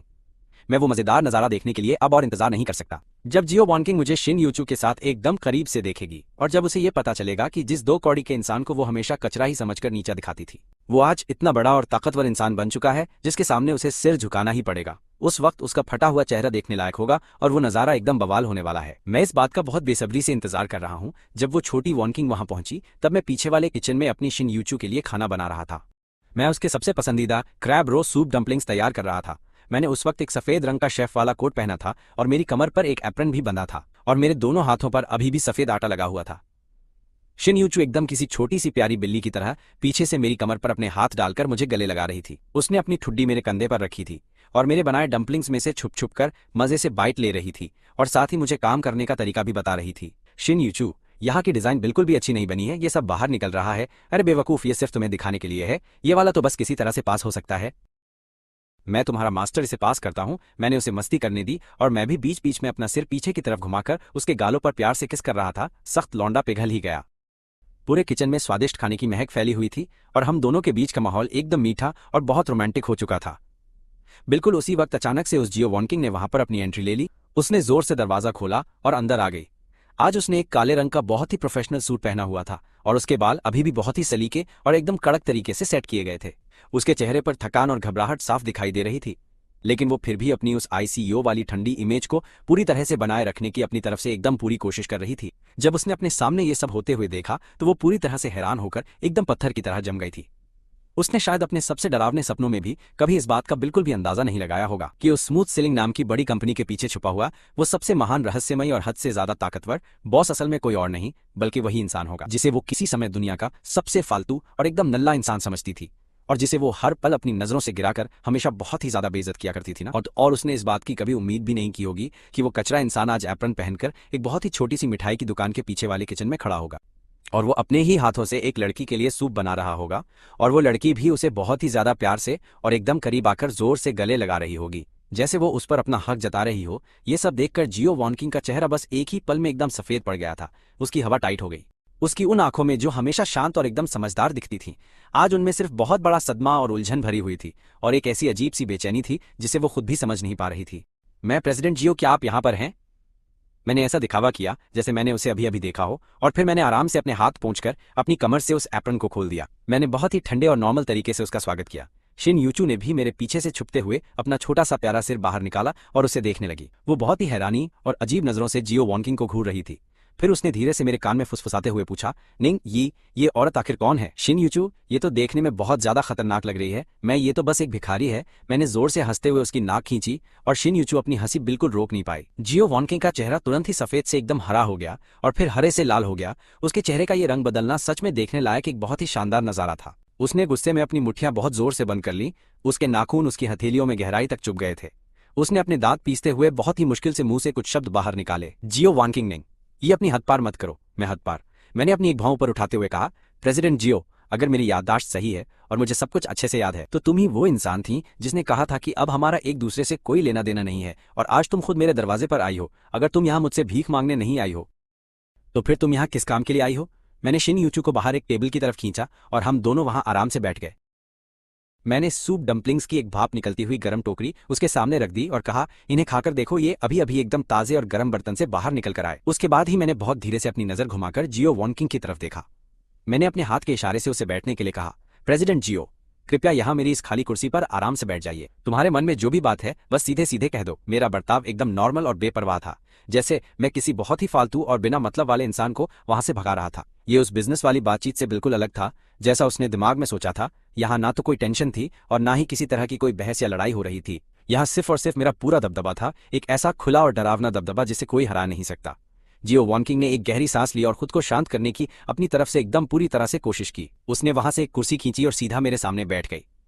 फिर उसने अपने बैग से एक बहुत ही मोटा सा फोल्डर बाहर निकाला और उसे खिसकाकर टेबल पर एकदम मेरे चेहरे के ठीक सामने रख दिया। जियो वॉन्किंग, मिस्टर निंग, ये हमारी जियो कॉर्पोरेशन का अगले 5 सालों के लिए बनाया गया एक बहुत ही जरूरी और खास डेवलपमेंट प्लान है जिसे आपको देखना चाहिए, और इसके साथ ही हमारा अभी का फाइनेंसिंग प्रपोजल भी है। मुझे उम्मीद है मैं रुको। मैंने अपनी बात कहते हुए उसे बीच में रोकने के लिए अपना एक हाथ ऊपर उठा दिया। मैं प्रेसिडेंट जियो, मुझे लगता है कि आपने जरूर कुछ बहुत गलत समझ लिया है। जियो वॉन्किंग, क्या मैं अभी इस वक्त तुम मुझसे भीख मांग रही हो ना, कि मैं तुमसे भीख मांग रहा हूं? क्या ये समझे तुम? मैं आराम से अपनी कुर्सी पर पीछे की तरफ झुका और बहुत ही धीरे से जानबूझकर मजे लेते हुए बोला, मुझे तुम्हारे इस प्लान में कोई भी दिलचस्पी नहीं है। मैं तुमसे सिर्फ और सिर्फ एक ही सवाल पूछना चाहता हूँ। मैंने बगल में बैठी हुई चेन यूचू की तरफ इशारा किया और फिर खुद की तरफ इशारा किया। क्या तुम्हें सच में लगता है कि मेरी और इसकी जोड़ी एक साथ अच्छी लगती है? ये बात सुनकर जियो वानकिंग का शरीर सुन होकर पत्थर जैसा कठोर हो गया। वो मुझे घूर रही थी और फिर मेरे बगल में बैठे उस इंसान को देखने लगी जो मजे से सूप डंपलिंग्स खा रही थी। चेन यूचू के चेहरे पर खुशी और सुकून वाला भाव था। जियो वानकिंग के होठ थोड़ा सा हिले, लेकिन उसके मुंह से एक भी शब्द बाहर नहीं निकल पाया। वो पूरी तरह से एकदम चुप बैठी थी। क्या एक अच्छी जोड़ी? ये छोटा सा सवाल एकदम किसी बहुत ही तेज चाकू की तरह था जो सीधा जाकर उसके घमंडी दिल में बड़ी ही बेदर्दी और बेरहमी के साथ घुस गया था। आज उसके सामने जो आदमी खड़ा था वो बहुत ही ज्यादा खूबसूरत, अमीर और बेहद ताकतवर था, जिसके पास दुनिया का सारा पैसा और रुतबा था। लेकिन फिर भी वो इंसान आज मैं निंगी एक आम सी लड़की के लिए खुद अपने हाथों से सूप बना रहा था मेरी आंखों में। उसके लिए जो प्यार और परवाह थी वो शियाओ वानचिंग ने अपनी पूरी जिंदगी में कभी नहीं देखी होगी। वो एक साधारण लड़की शिन्यूचू सच्ची मुस्कान और साफ आंखों के साथ प्यार में डूबकर अपनी अलग ही सच्ची खुशी महसूस कर रही थी। हम दोनों एक साथ बैठे थे, एकदम सुकून वाली जिंदगी का नजारा, और वो महंगे सूट में भारी प्रपोजल पकड़े एक जोकर की तरह वहां बैठी हुई थी। शियाओ आज मेरी थोड़ी सी दया की भीख मांगने के लिए वहां बैठी थी। एक वक्त था जब उसने मुझे नीचा दिखाते हुए अपनी दुनिया से दफा होने को सीधा कहा था, पर अब गेम पलट चुका था। पूरा सिस्टम हैंग हो गया था। भारी पछतावे का एक बड़ा तूफान उसे अंदर तक डुबा रहा था। इस पल में उसका सारा घमंड और अकड़ टूटकर एकदम चूर चूर हो चुकी थी। शियाओ उसने बड़ी मुश्किल से बोला, उसकी आवाज भारी और एकदम ही अजीब लग रही थी। तुम दोनों की जोड़ी बहुत ही अच्छी है। मैंने शांत लहजे में जवाब दिया, क्या सच में ऐसा ही है? उसके चेहरे का रंग पूरी तरह उड़ गया था। उसे अच्छे से पता था कि मैं उसकी भयंकर बेइज्जती कर रहा हूँ। उसी के पुराने शब्द बिना बदले सीधा उसके मुंह पर मार रहा था। शियाओ निंग, ये मैं मानती हूँ, उस वक्त मैं अंधी हो गई थी। उसने अपनी आंखें बंद की, जैसे अपनी बची हुई पूरी ताकत एक साथ लगा रही हो। शियाओ मैं तुमसे माफी मांगती हूँ, लेकिन बिजनेस अपनी जगह है और पर्सनल बातें अपनी जगह। सीयू ग्रुप के साथ काम करना सच में बहुत ही ज्यादा जरूरी है। मैं तुम्हारे आगे भीख मांगती हूँ। मैं भीख? मैंने उसकी बात बीच में ही काट दी। प्रेसिडेंट शियाओ, आप किस हैसियत से मुझसे ये भीख मांग रही हैं? मुझे ये बात बताइए। मैं मेरी एक्स मंगेतर के रूप में या एक हारी हुई लुक्खी दुश्मन की तरह? मेरी बातें सुनकर शिन्यूचू पूरी तरह से कंफ्यूज हो गई। शिन पर उसने समझदारी दिखाते हुए मुझे बीच में बिल्कुल नहीं टोका और चुपचाप बस मेरे बाउल में एक छोटा सा बन रख दिया। फिर अपनी साफ प्यारी सी आंखों से मुझे खामोशी से सपोर्ट किया। मैं ये एक बहुत छोटी सी हरकत थी, लेकिन इसने शियाओ वानचिंग के डिफेंस की धज्जियां उड़ा दी। उसने हमारे बीच की उस बिना बोले समझ जाने वाली गहरी बॉन्डिंग को देखा। मैं वो अपनापन जो हमारे खून में था, ऐसा कुछ जो उसे अपनी जिंदगी में कभी नसीब नहीं होने वाला था। उसे हमेशा लगता था कि वो अपने करियर मैं की सबसे ऊंची चोटी और सबसे ज्यादा पावर के पीछे भाग रही है, लेकिन आज उसे पहली बार इस बात का सही से एहसास हुआ। मैं कि जब वो बाकी सब लोगों से बहुत ऊपर खड़ी थी तो उसका दिल अंदर से कितना खाली और ठंडा पड़ चुका था। उसने पूरी दुनिया तो जीत ली, मैं लेकिन सिर्फ एक इंसान निंग यी को हमेशा के लिए हार गई। वो फिर बोली, उसकी आवाज अब आंसुओं से बुरी तरह रुंध चुकी थी। बस इसे मेरी भीख समझो, मैं ठीक है। शियाओ वानचिंग जो हमेशा इतनी अकड़ में रहती थी, बर्फ की तरह ठंडी, वो सच में सबके सामने रो पड़ी थी। उसके नाजुक गालों से आंसू बह रहे थे। मैं जो सीधा उसके घमंड से भरे प्रपोजल पर गिरकर एक पानी का बड़ा सा दाग बना रहे थे। मैं उसे एकदम शांति से देख रहा था। मेरे दिल में कोई भी खुशी नहीं थी, मैं बस खालीपन था। अगर ये मेरी पिछली जिंदगी होती तो शायद मैं उसके इन आंसुओं को देखकर पिघल जाता और अपना सख्त लौंडा वाला एकदम रूप मैं छोड़ देता, लेकिन अब ऐसा बिल्कुल नहीं होने वाला था। मैंने उस प्रपोजल को उठाया और बिना उसकी तरफ देखे सीधा अपने बगल वाले डस्टबिन में फेंक दिया। मैं अपनी जगह से खड़ा हुआ और उसे नीचे देखते हुए पूरे भौकाल के साथ बोला, मैं तुम्हें बस एक बात और बता दूं, मुझे ऐसी कंपनी को खरीदने में रत्ती भर भी कोई शौक नहीं है जो पूरी तरह से बर्बाद होने की कगार पर खड़ी हो, और खासकर तब जब उस घटिया सी कंपनी की मालकिन तुम हो। मैं इतना कहकर मैंने उसकी तरफ देखना बंद कर दिया। शिन का हाथ पकड़ा और मुड़कर किचन की तरफ चला गया। मेरे पीछे से शियाओ के जोर जोर से रोने और उसका दिल टूटने की भयंकर आवाज आ रही थी। मुझे बहुत अच्छे से पता था कि आज से इस औरत का सारा घमंड मैंने अपने ही हाथों से चकनाचूर कर दिया है, और ये तबाही तो बस एक छोटी सी शुरुआत थी। शियाओ वहां से पूरी तरह बर्बाद होकर चली गई। मैंने फिर इस बात पर ध्यान नहीं दिया कि उसके साथ क्या हुआ, क्योंकि अब एक और भी ज्यादा क्रीप और घटिया इंसान मेरे दरवाजे पर आकर खड़ी हो गई थी। लीलैन, मेरी अपनी सगी मां, न जाने कैसे उसे शिन की उस मिठाई की दुकान का पूरा पता चल गया था, और उसने मैं रोक लिया था। 10 साल बीत चुके थे, उसकी उम्र काफी ढल गई थी और वो देखने में पहले से बहुत ज्यादा थकी हुई लग मैं रही थी। वो औरत जिसका कभी एक अलग ही जलवा हुआ करता था, आज उसकी आंखों के पास झुर्रियां पड़ चुकी थीं और बालों में सफेद धारियां चमक रही थीं। उसने बाजार से लिए हुए एकदम मैं सस्ते चवन्नी छाप कपड़े पहने हुए थे। उसके चेहरे पर एक अलग ही लालच और मक्कारी साफ नजर आ रही थी। उसे एक बार देखकर ही कोई भी आराम से बता सकता था कि मैं और शियाओ चोंग इन बीते हुए सालों में अपनी जिंदगी में कुछ खास उखाड़ नहीं पाए थे। पिछली जिंदगी में उन्होंने मेरे पिता के पैसों को बड़ी ही बेरहमी से एकदम पानी की तरह बर्बाद किया था। चोंग को जुए की भी बहुत गंदी लत लग गई थी और बहुत ही जल्द उन्होंने अपना सब कुछ फूंक दिया था। इस जन्म में मेरे पिता के पैसों के बिना उनकी हालत पक्का और भी ज्यादा खराब मैं ही होगी। जैसे ही उसने मुझे अपने सामने देखा, वो एकदम से मेरी तरफ झपटी। वो फिर से अपना वही पुराना रोने और चिल्लाने वाला ड्रामा शुरू करने वाली थी। मैं तुम्हें जो भी फालतू की बात बकनी है जल्दी बको, मैंने एकदम कड़क और ठंडी आवाज में कहा। अगर कोई बात नहीं है तो बस बैठकर अपना रोना धोना चालू रखो। शियाओ, ये तुम अपनी सगी माँ ली से ऐसे कैसे बात कर सकते हो? माँ जानती है कि तुम अभी भी उससे बहुत ज्यादा नाराज हो, लेकिन उस वक्त माँ की अपनी कुछ बहुत बड़ी मजबूरियां थीं। तुम्हारे अंकल शियाओ और मैंने इन बीते हुए सालों में ली बहुत भारी मुसीबतें झेली हैं। उन्हें एक बिजनेस में बहुत बड़ा धोखा मिला था और वो पूरी तरह से भारी कर्ज में डूब गए थे। अब तो हमारे पास ढंग से 2 वक्त का खाना खाने तक के पैसे ली भी बिल्कुल नहीं बचे हैं। शियाओ ये, अब तुम अपनी जिंदगी में एक बहुत बड़े और कामयाब इंसान बन चुके हो। तुम ऐसे इस बुरे वक्त में अपनी ही सगी माँ को मरने के लिए अकेला नहीं छोड़ सकते। मैं उसने अपने झूठे आंसू पोंछे और फिर से बेचारी बनने का पुराना नाटक चालू कर दिया। वो लगभग मेरे पैरों में गिरने ही वाली थी। मैंने गुस्से से अपनी त्योरियां चढ़ा ली। शिनयूचू अपनी दुकान मैं से बाहर निकल कर आई। ये सब भारी तमाशा देखकर वो थोड़ी सी घबराई हुई लग रही थी। निंगी, एक आखिरी बात, ये औरत एक फालतू मैं इंसान है। मैंने शिन को एकदम अपने पीछे छुपा लिया। मैं बिल्कुल नहीं चाहता था कि वो इस भसड़ और घटिया ड्रामे का कोई हिस्सा बने। मैं ली लैन जोर से चीखी और शिनयूचू की तरफ अपनी उंगली उठाते हुए बोली, मैं भला एक फालतू इंसान कैसे हो सकती हूँ? ली, मैं इसकी अपनी सगी माँ हूँ, असली माँ जिसने इसे जन्म दिया है। और तू कौन है रे? तू एक चुड़ैल है जो मेरे सीधे साधे बेटे को अपने जाल में फंसा रही है। ली, तू सिर्फ हमारे खानदान के पैसों के पीछे पड़ी हुई है ना? शिन का चेहरा ये सब सुनकर डर के मारे पूरी तरह से सफेद पड़ गया। मैं ये सब देखकर मेरा दिमाग गुस्से से पूरी तरह खराब हो गया। मैंने एकदम धीरे धीरे एक एक शब्द चबाते हुए अपना गुस्सा बाहर निकाला। मेरी आवाज में उस वक्त मौत जैसी एकदम बर्फ वाली ठंडक मैं तुम्हें आखिरी बार बता रहा हूँ, जो भी बकवास करनी है जल्दी करो। मैंने ठंडी आवाज में कहा, अगर कोई बात नहीं करनी है तो यहाँ बैठकर बस अपना रोना धोना चालू रखो। ली शियाओ, ये तुम अपनी सगी माँ से इस तरीके से बात कैसे कर सकते हो? माँ अच्छे से जानती है कि तुम अभी भी उससे बहुत नाराज हो, लेकिन उस वक्त माँ की अपनी कुछ बड़ी मजबूरियां ली थीं। तुम्हारे अंकल शियाओ और मैंने इन सालों में बहुत भारी मुसीबतें झेली हैं। उन्हें बिजनेस में बहुत बड़ा धोखा मिला था और वो पूरी तरह भारी कर्ज में डूब गए थे। अब तो हमारे पास खाने तक के पैसे बिल्कुल नहीं बचे हैं। शियाओ ये, अब तुम एक बड़े और कामयाब इंसान बन चुके हो। तुम ऐसे इस बुरे वक्त में अपनी ही सगी माँ को अकेला नहीं छोड़ सकते। मैं उसने अपने झूठे आंसू पोंछे और फिर से बेचारी बनने का नाटक चालू कर दिया। वो लगभग मेरे पैरों में गिरने ही वाली थी। मैं गुस्से से अपनी त्योरियां चढ़ा ली। शिनयूचू दुकान से बाहर निकल कर आई। ये भारी तमाशा देखकर वो थोड़ी सी घबराई हुई लग रही थी। निंग, मैं ये एक आखिरी बात, ये औरत एक फालतू सी इंसान है। मैंने शिन को एकदम अपने पीछे छुपा लिया। मैं बिल्कुल भी नहीं चाहता था कि वो इस भसड़ का कोई भी हिस्सा बने। ली लैन जोर से चीखी और शिनयूचू की तरफ अपनी उंगली उठाते हुए बोली, मैं भला एक फालतू इंसान कैसे हो सकती हूँ? मैं इसकी अपनी सगी माँ हूँ, असली माँ जिसने ली इसे जन्म दिया है। और तू कौन है रे? तू तो एक चुड़ैल है जो मेरे सीधे साधे बेटे को अपने जाल में फंसा रही है। तू सिर्फ हमारे खानदान के पैसों के ली पीछे पड़ी हुई है ना? शिन का चेहरा ये सब सुनकर डर के मारे पूरी तरह सफेद पड़ गया था। मेरा दिमाग गुस्से से खराब हो गया। मैंने एकदम धीरे धीरे एक एक शब्द चबाते हुए कहा। मेरी आवाज बर्फ जैसी एकदम ठंडी थी। मैं तुम्हें फिर से बोल रहा हूँ, यहाँ से दफा हो जाओ। ली, मैं यहाँ से कहीं नहीं जाने वाली हूँ, समझे तुम? ली लान पागलों की तरह सरेआम चिल्लाने लगी।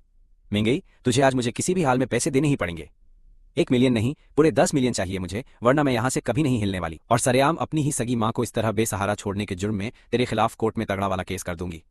मैं उसने सबके सामने भारी नौटंकी शुरू की। उस बेवकूफ को लग रहा था कि मैं आज भी वही फट्टू हूँ जिसे वो बड़े आराम से अपने इशारों पर नचा सकती है। वो सोच रही थी कि मुझे अपनी इज्जत की पड़ी है और मैं लोगों की फालतू बातों से डर जाऊंगा, पर उस घटिया औरत की ये सोच आज एकदम पूरी तरह गलत थी।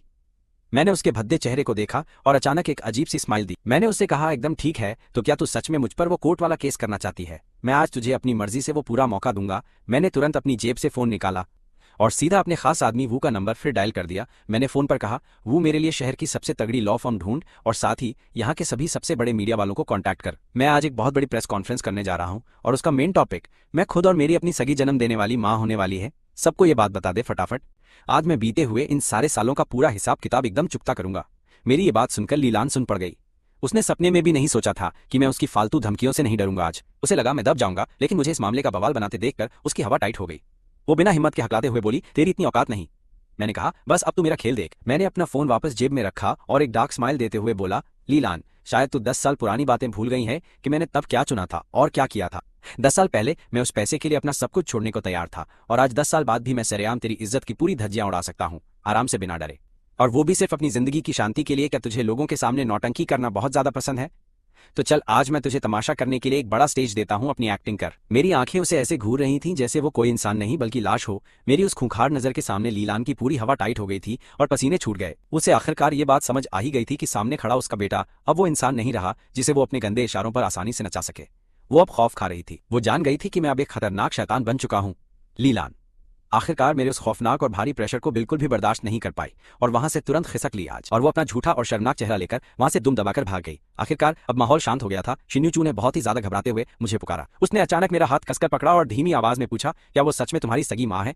मैंने जवाब दिया कि किसी जमाने में हुआ करती थी वो। मैंने अपना हाथ घुमाया और उसके हाथ को अपने होठों के पास ले जाकर प्यार से चुमा था, पर अब वो मेरी कुछ नहीं लगती।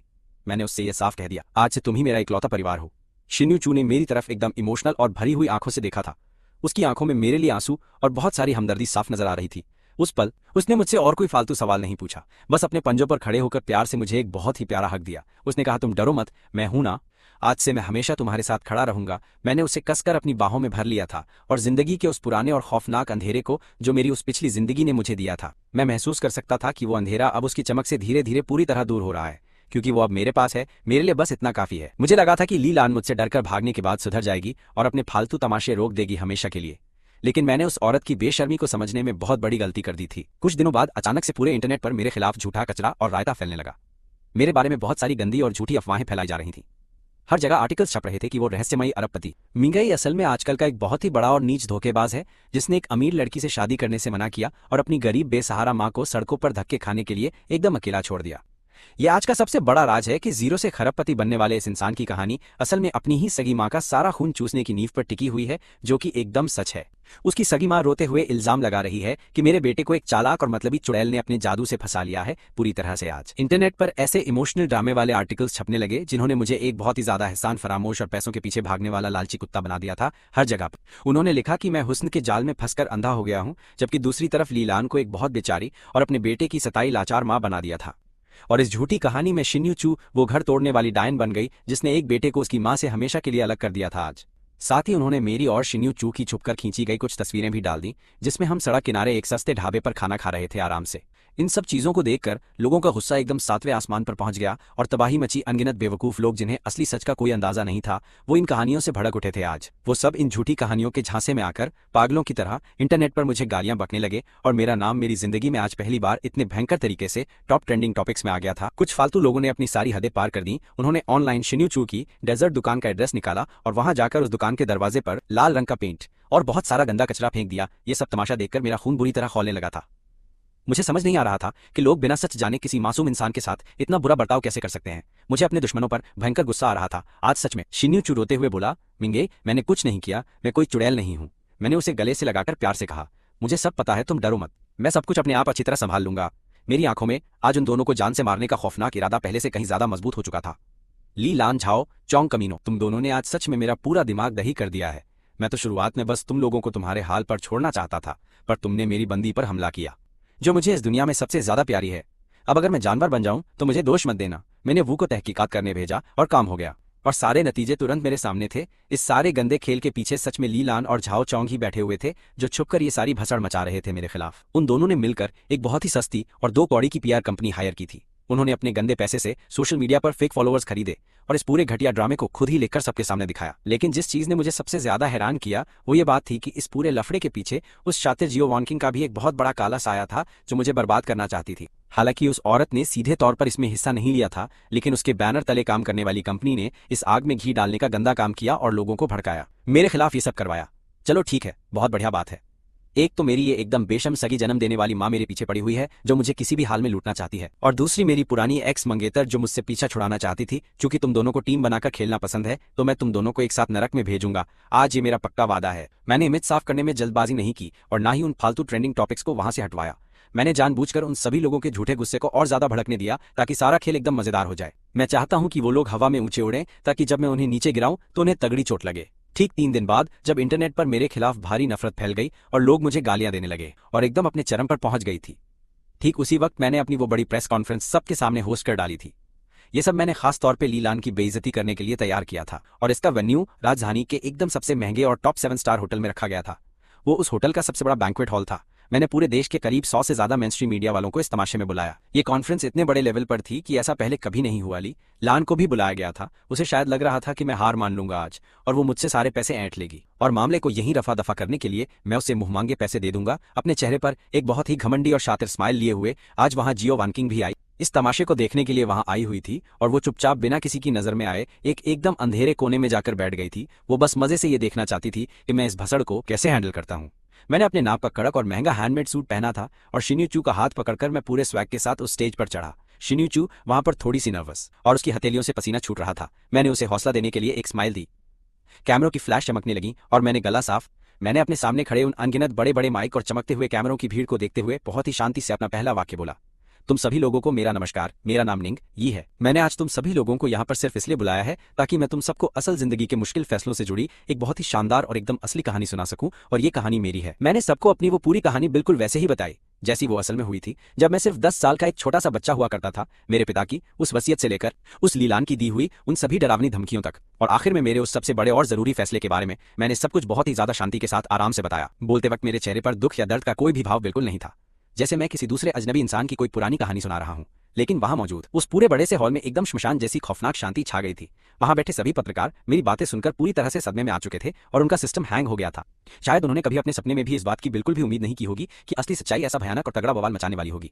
लीलान का चेहरा तुरंत ही सफेद पड़ गया। वो गुस्से में बौखलाकर आगे आई और मुझसे बहस करने की पूरी कोशिश करने लगी, लेकिन मेरे वहां रखे हुए मजबूत बॉडीगार्ड्स ने उसे बहुत ही बुरी तरह से नीचे की तरफ दबाकर पकड़ लिया। बेशक सिर्फ मेरे मुंह से निकली हुई बातें अपने आप में कोई पुख्ता सबूत नहीं है, इसलिए मैंने एकदम भौकाल में अपनी उंगलियां चटकाई और मेरे पीछे लगी हुई वो बहुत ही बड़ी सी स्क्रीन तुरंत चालू हो गई और फिर उस स्क्रीन पर एक पुरानी रिकॉर्डिंग चलने लगी।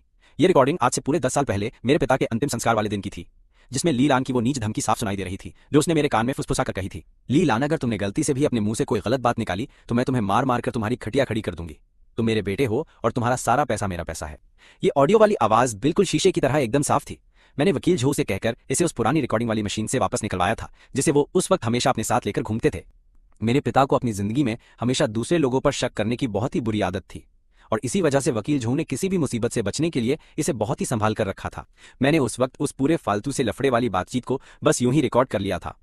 मैंने कभी सपने में भी नहीं सोचा था कि ये सब आज के दिन मेरे इतने काम आएगा। जैसे ही वो पुरानी रिकॉर्डिंग सबके सामने चली तो पूरा का पूरा हॉल भयंकर सदमे से एकदम गूंज उठा था।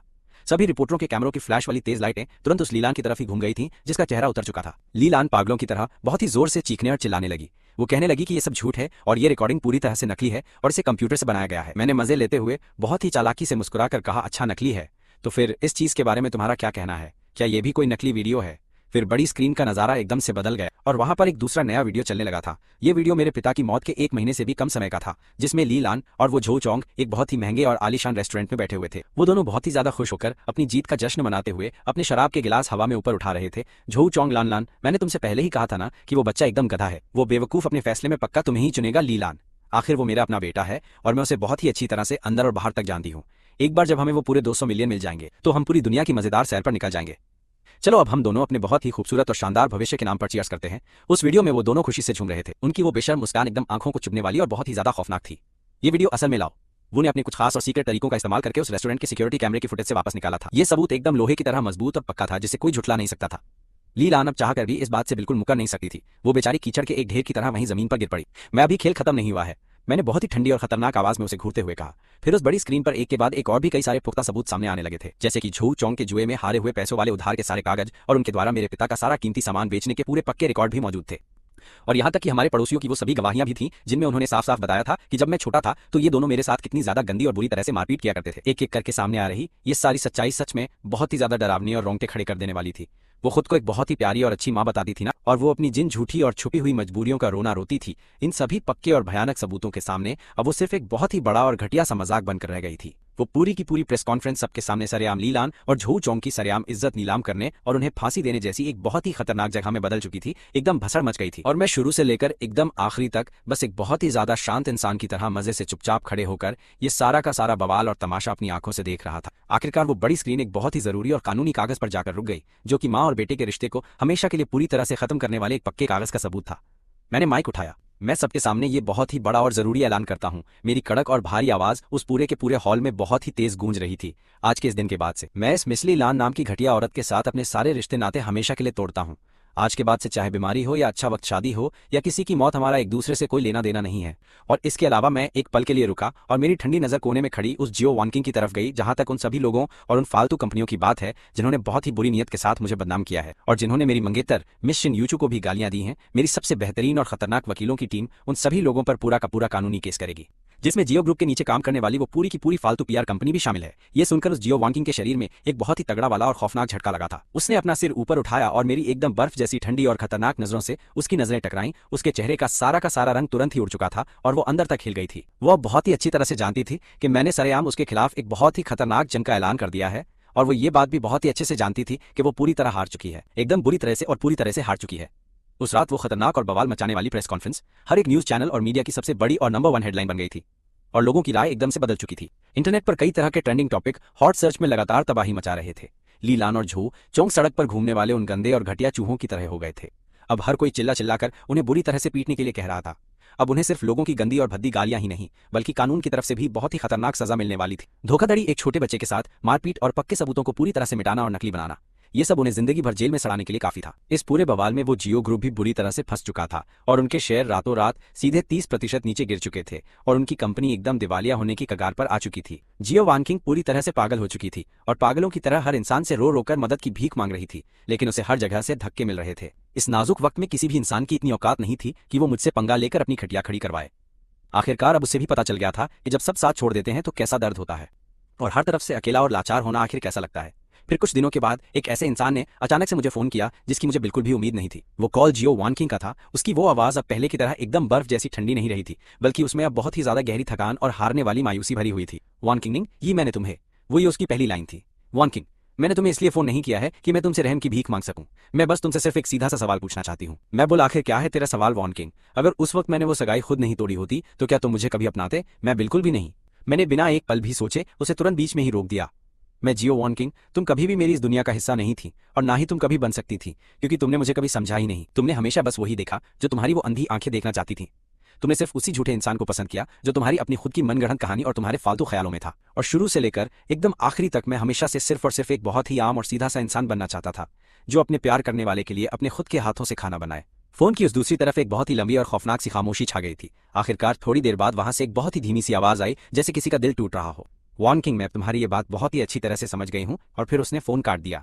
मैं बहुत ही अच्छे से जानता था कि ये औरत अब अपनी पूरी जिंदगी में मुझे कभी भी परेशान नहीं करेगी। शायद वो आगे चलकर अपने तरीके से अपने उस बर्बाद हो चुके बिजनेस को एक बार फिर से खड़ा कर ले, लेकिन अब उसकी उस दुनिया में हमेशा के लिए एक बहुत ही बड़ा और खालीपन रह जाएगा। सच्ची खुशी नाम का वो सबसे अहम टुकड़ा जो अब हमेशा के लिए गायब हो चुका है। और मैंने तो अपनी सच्ची खुशी बहुत पहले ही पाली थी। मैंने अपना फोन हमेशा के लिए बंद किया और मजे से किचन में चला गया। शिन यूचू बहुत ही प्यार से विनी द पू वाला वो एप्रन बांध रही थी जो मैंने खास उसके लिए ही खरीदा था। वो बहुत ही मजे में एक प्यारा सा गाना गुनगुना रही थी। एकदम बेवकूफों की तरह वो डम्पलिंग्स बनाना सीख रही थी। उसका पूरा का पूरा खूबसूरत सा चेहरा आटे से बुरी तरह सना हुआ था। जब उसने मुझे अंदर आते हुए देखा तो वो मेरी तरफ देखकर बहुत ही बड़ी और प्यारी सी मुस्कान के साथ जोर से हंसी और बोली, शिन यूचू मेरे प्यारे शेफ, जल्दी से यहाँ आओ और मेरी मदद करो। तुम तो इंपीरियल किचन के सबसे बड़े बॉस हो ना। आज मैं वो खास 3 फ्रेश फिलिंग वाले डम्पलिंग्स खाना चाहती हूँ। खिड़की से बाहर की वो चमकती हुई धूप एकदम सीधे अंदर आ रही थी। वो हल्की हल्की धूप उसके बहुत ही प्यारे और खूबसूरत से चेहरे पर चमक रही थी, जो बहुत ही ज्यादा गर्म और एकदम लाजवाब लग रहा था। मैं धीरे से चलकर उसके एकदम करीब गया और पीछे से अपनी बाहों में भरकर उसे बहुत ही प्यार से गले लगा लिया। आटे से सनी हुई उसकी उस छोटी सी प्यारी नाक पर मैंने प्यार से किस किया। मैं मेरी प्यारी रानी, जैसा तुम कहोगी बिल्कुल वैसा ही होगा। ये सारी दुनिया की दौलत और पैसा तो बस उड़ते हुए बादलों की तरह है। इस खूबसूरत पल में ये सारी की सारी फालतू चीजें एकदम बेकार हो जाती हैं। मैं बस अपने सामने खड़ी इस प्यारी सी लड़की को अपनी पूरी जिंदगी के लिए अपनी बाहों में महफूज रखना चाहता हूँ, और अपनी पूरी जिंदगी सिर्फ इसके लिए ही स्वादिष्ट खाना बनाना चाहता हूँ, और अपनी पूरी जिंदगी में बस इसी तरह से इसका ये खूबसूरत और मुस्कुराता हुआ चेहरा देखना चाहता हूँ। इस जिंदगी में मैंने वो 200 मिलियन का पैसा अपने उस खौफनाक और काले अतीत को हमेशा के लिए मिटाने में लगा दिया, लेकिन मैंने कभी भी सपने में ये नहीं सोचा था कि मैं आखिर में ये पूरी दुनिया जीत लूंगा, एक ऐसी दुनिया जिसमें सिर्फ वो है।